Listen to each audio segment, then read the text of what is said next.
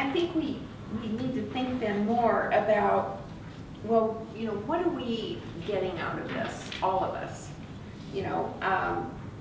From the standpoint of a nonprofit, and you look at the communication process, we all need to communicate, want to communicate.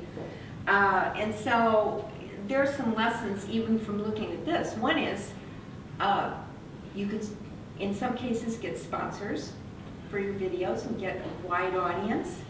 You can get professional producers to look at health statistics and get the message out there. If you're really lucky, you do get that mass audience. And hopefully you can do some good, definitely. But from the standpoint of the consumer, it's kind of a different equation. So from the consumer standpoint, think of how much information they have that they can access and that they can get to. It's overwhelming.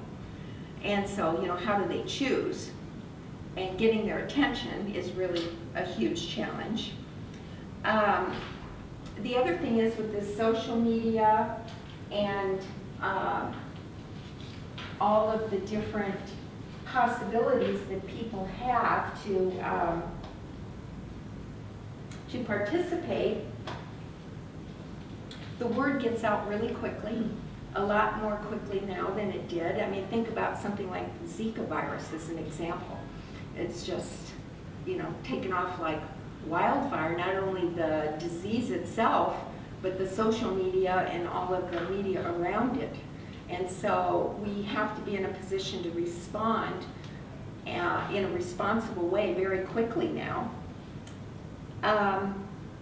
The other thing is, we know that the advertising works, and we know that people learn from their peers through the social media. So the learning model has changed.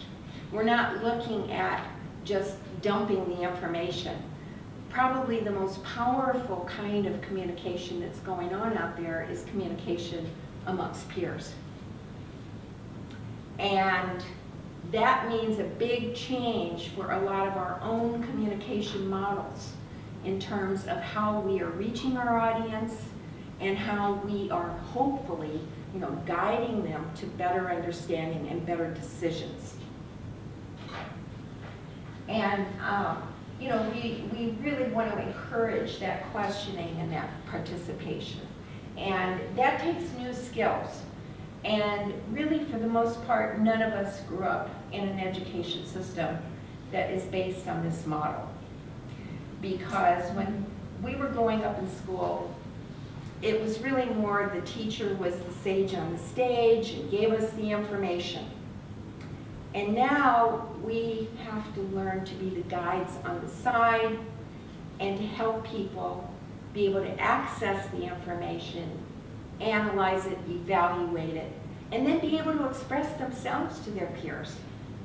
And so we have lost a lot of control over the message ultimately, which means that we really have to trust our audience, and we have to trust that people have the interest and the capacity to really kind of rise to this new challenge that we have in the whole communication field.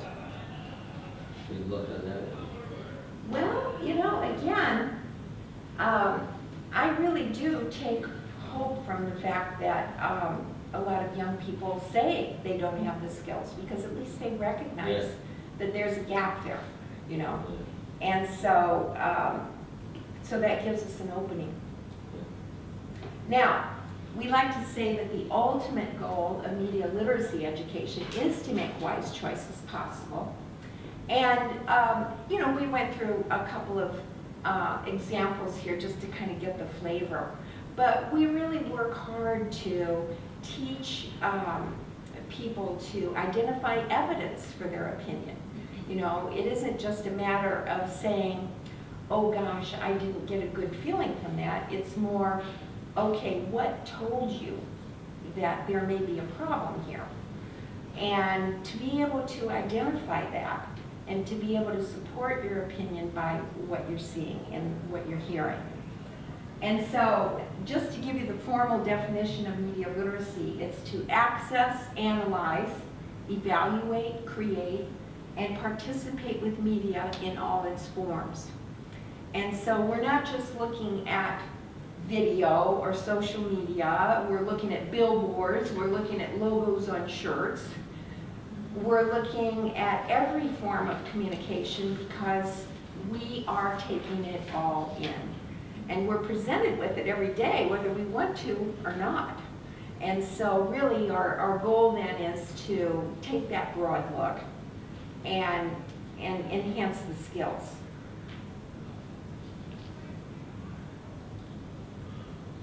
Now, of course, a challenge with health, with education, is to really come up with a consistency so that we can have an intervention that's meaningful and that we can measure, that can be replicated, that can be scaled.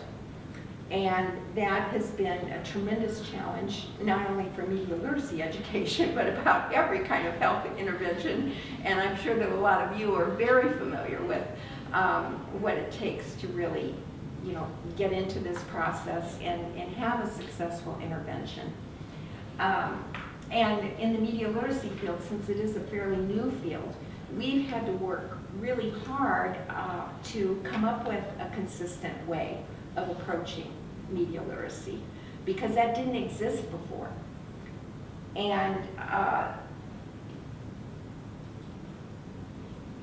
again, it comes down to agency. I already made this point, so I don't think we need to belabor it. But I think the important piece here is that there have been a lot of attempts to filter information and to filter bad information.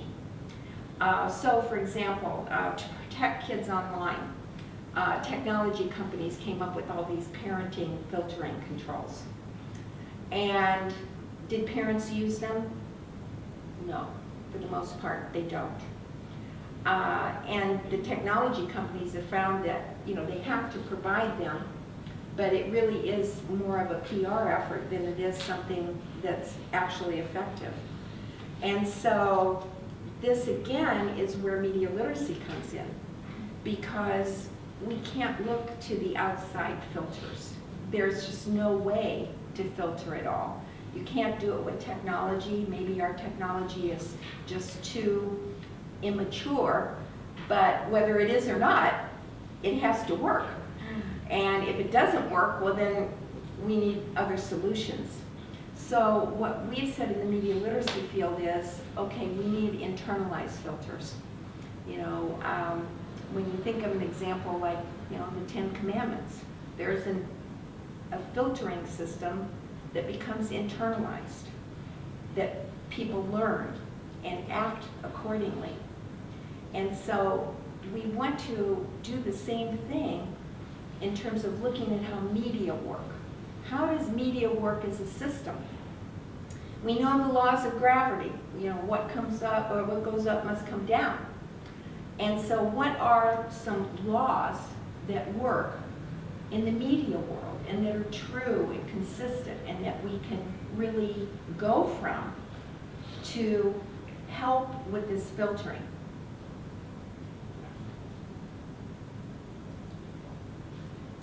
Now, at the Center for Media Literacy, we've of course worked with groups all over the world, but there are a couple of components to the framework that we've developed. And one key is what we call the empowerment spiral. It's awareness, analysis, reflection, and action. And those steps are really essential for decision making. Empowerment spiral really demonstrates that, because we're looking at the whole idea of building awareness, looking at teaching people to reflect and think about where do they stand, what do they need, analyzing and really understanding on a deeper level and thoughtfully, and then finally taking action, reaching out. And any communication, whether it's a Twitter tweet, or whether it's a Facebook posting or Instagram, whatever, it's all taking action, and it leads to something. we don't know what, and the surprise is really part of the beauty of it all. And so again, it comes down to a trusting process, you know, that we can trust people to make good decisions. And in a way, it's kind of the essence of democracy in action.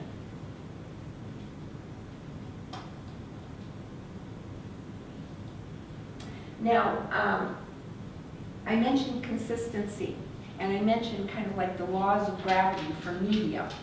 And there was a handout that we gave at the beginning, and if you didn't get it, please make sure that you do before you go. But we have what are called the core concepts and key questions in media literacy. And so this framework is what we build all of our work off of. And we want people that we work with to really understand these concepts and how they work and how they apply. And basically, the concepts can be applied to any media, anytime, anywhere. Now think about that, because with anywhere, anytime learning, we're looking at another huge shift in how learning happens, where it happens, and what we need to be prepared to give to our students and to our audiences. So I'm not going to get into necessarily how do you apply every one of these concepts today, but you know, there are definitely methodologies to that, and building this into curriculum is something, you know, that we get involved with on all health issues. So again, it can apply to any issue because media applies to all issues. So the content is the subject that's being addressed, but what we're trying to encourage are process skills and filtering skills that we can take with us anywhere and use anytime. I have the answer to the first question. Yeah. Renee McGree. What was that? I'm sorry. Renee McGree. That's Oh, yes. that's who did that. That's right. And the French says, this is not a pipe, Yeah. because it is a picture of a pipe. Yeah. And the fundamental idea behind media literacy is that of representation, that media represent. They represent. They are not the original source. And so understanding that concept is really fundamental to seeing then how is media constructed, how is it put together, and then how do we take it apart. And so taking it apart and learning to do that and learning to put it together consciously is really, you know, what we're after.